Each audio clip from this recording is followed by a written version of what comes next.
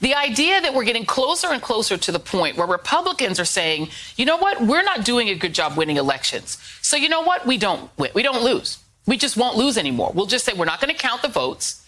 Or, we're going to prevent people from voting at all. And if they manage to somehow jump through all of the hoops, we're just going to throw their votes out or recount till we win. That is not democracy. Are you worried that that's where your former party is headed?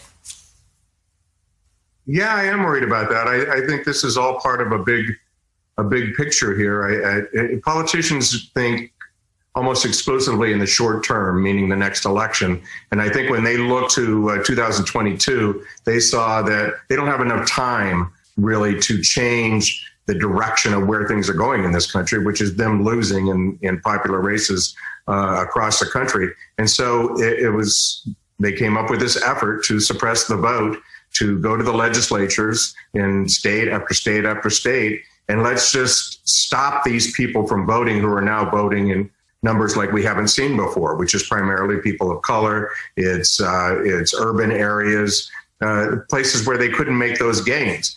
I just thought of something, Joy, when you were talking there. Back when I was Attorney General, Justice Breyer had been in office 1 year, and a couple of us got to talk with him, and we said, "Hey, anything surprise you in this last year?"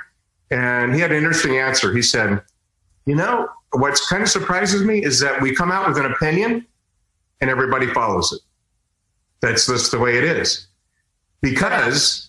Mm-hmm. For now, because it doesn't have to be that way. In other places, in other countries who have some of the shenanigans going on in their countries historically that we have today, they don't follow the decisions of the court. They just ignore them, or the same thing as you said with elections. So it is fragile. That's why, as ridiculous as this Arizona situation is with, cyber ninjas, and they're literally last week checking the ballots to see if there was bamboo in them, because they had some rumor that Chinese people had dropped a bunch of Biden ballots. I mean, as ridiculous as that is, it is serious, because while you're suppressing the vote or trying to oppress the country, you're also instilling in people across the country a distrust of the whole election process. And you're right, every day that goes on, the worse it is.